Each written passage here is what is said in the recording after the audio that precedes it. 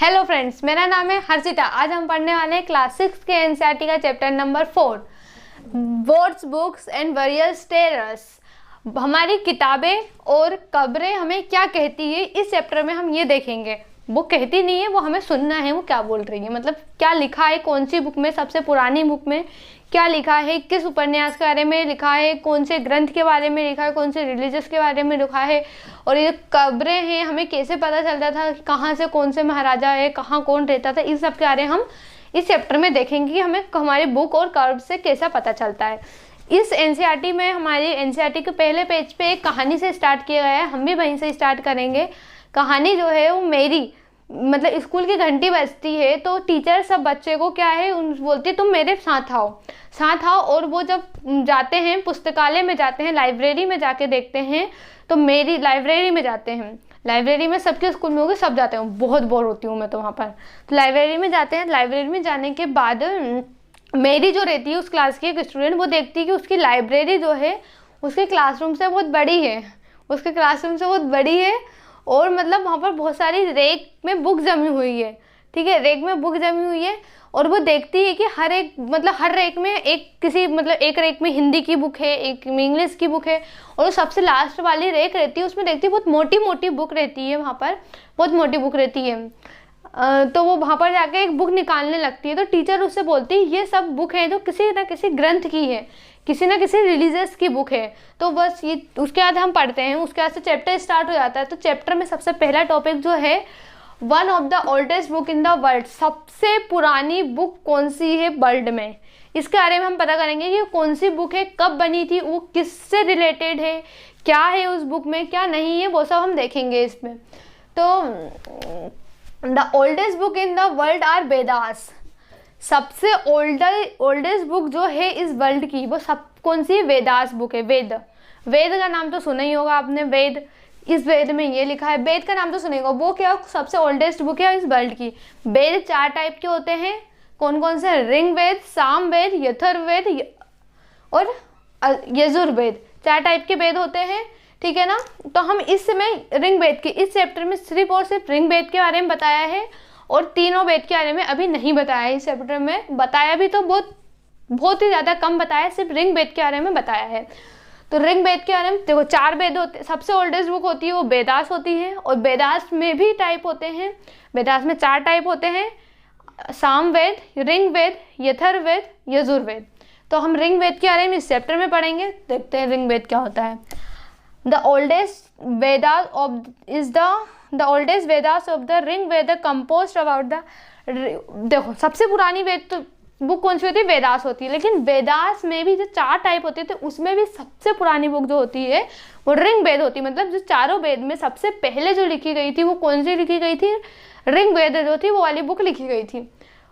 ये कब लिखी गई थी, ये 3500 ईयर एगो पहले लिख दी गई थी। मतलब सोच रहे हो ना, 3500 ईयर एगो पहले, मतलब जब तक तो शायद अपना ये हंटिंग और गैदरिंग वाला भी सेशन स्टार्ट नहीं हुआ था, कुछ पता ही नहीं था कि कहाँ लोग रहते थे।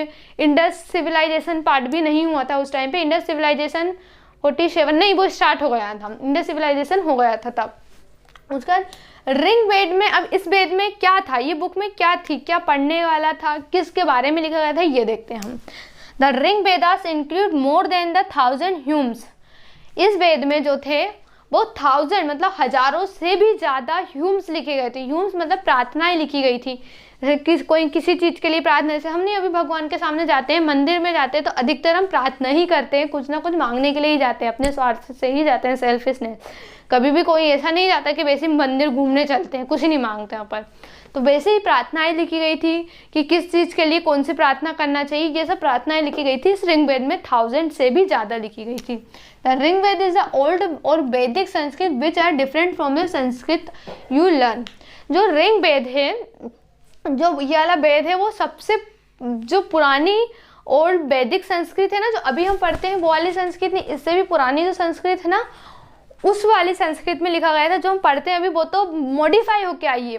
पहले की जो संस्कृत जो पंडित लोग पढ़ते थे और जो मतलब गुरुकुल में जो संस्कृत सिखाई जाती थी वो बहुत ही कठिन संस्कृत होती थी और बहुत ही स्टैंडर्ड एक हाई लेवल की संस्कृत होती थी। वो अभी वाली संस्कृत इतनी कठिन या हाई लेवल की नहीं है वो। तो इस संस्कृत जो अपन अभी पढ़ते हैं उस संस्कृत से अलग संस्कृत थी जो वेदास में ऋग्वेद जिसमें लिखा गया था। Rigveda was recited and hear then more rather than hear. ये ऋग्वेद को पढ़ने से ज़्यादा सुना मतलब समझा जाता था और रियल लाइफ से कनेक्ट किया जाता था। मतलब इसको पढ़ते नहीं थे जैसे अपन बुक पढ़ते हैं वैसे नहीं, उसको मतलब रियल लाइफ में इन्वॉल्व करके उसे समझा जाता था कि वो क्या है, ठीक है ना। And printed less than the two. और देखो ये बने ही मतलब कब लिखा गई थी, मतलब यानी कि रफ वर्क जो बनता है, मतलब यानी कि अब किसी ने एकदम से उसको बना के प्रिंट तो करवाई नहीं होगी या फिर एकदम बुक बन गई होगी। पहले जो पंडित लोग होते थे, गुरु लोग होते थे, उन्होंने क्या पत्तों पे लिखते थे या फिर स्याही से, मतलब बहुत अलग अलग चीज़ से मन्यूस्क्रिप्ट चीज़ होती है ना। मन्यूस्क्रिप्ट जो थी वो ऋग्वेद में जो मन्यूस्क्रिप्ट पे ही ऋग्वेद लिखी गई थी, ठीक है। लेकिन कब लिखी गई थी? 3500 ईयर एगो पहले। लेकिन ये जो प्रिंट हुई है वो प्रिंट अभी 200 साल पहले ही हुई है, ज़्यादा नहीं हुई है, 200 साल पहले ही ये प्रिंट हुई है, ठीक है ना।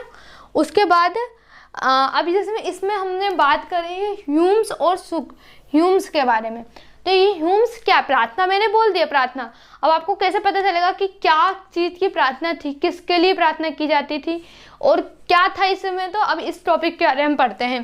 ह्यूम्स और सुक्ता हमें क्या बताते हैं? ह्यूम्स आर कॉल्ड द सुक्ता और वेल सेड। ह्यूम्स को ही सुक्ता बोला जाता था और वेल सेड बोला जाता है, जिसे हम अच्छे से उच्चारण कर सके, अच्छे से समझा सके, अच्छे से बोल सके, ठीक है ना। Rigveda include more than 1000 hymns. Rigveda में कम से कम 1000 ह्यूम्स थे। It composed by sage. और इन्हें किसने लिखा था? इन्हें ऋषियों ने लिखा था। सेज ऋषियों ने लिखा था इसको। उसके बाद this hymns are praise of various gods and goddesses. इस ह्यूम्स में जो थे वो कम से कम 1000 वेरियस बहुत सारे देवी देवताओं के बारे में लिखा गया था। देवी देवताओं के बारे में लिखा गया था इस ह्यूम्स में। कम से बहुत ज़्यादा देवी देवताओं के बारे में प्रार्थनाएं लिखी गई थी। Most hymns are talks and learn by man. बहुत सारे ह्यूम्स जो थे वो लिखे और बोले किसके द्वारा गए थे? मैन के द्वारा लिखे बोले गए थे। और बहुत कम ह्यूम्स जो थे वो वुमेन्स के द्वारा लिखे गए थे। Most hymns are talked by learn and man and few composed by women. मतलब अधिकतर ह्यूम्स जो थे वो मैन के द्वारा लिखे गए थे और बहुत कम ह्यूम्स जो थे वुमेन के द्वारा लिखे गए थे। तो देखो हमने क्या देख लिया था, इससे पहले हमने देख लिया था कि जो ह्यूमन सुक्तास थे उसमें देवी देवताओं की क्या थी, प्रार्थनाएं लिखी गई थी। जो मेन 3 गॉड्स थे किसके बारे में लिखा गया था? 3 गॉड, मतलब बहुत सारे, उसमें 1000 ऑफ ह्यूम्स लिखे, लेकिन 3 गॉड्स थे मेन, उनके बारे में लिखा गया था। कौन सा? अग्नि, इंद्रा, सोमा। अग्नि जो है fire God, God of fire थे, मतलब जो अग्नि सूर्य देव भगवान उनको जानते हो ना, God of fire. Indira warriors of God, मतलब जो लड़ाई वॉरियर युद्ध के देवता।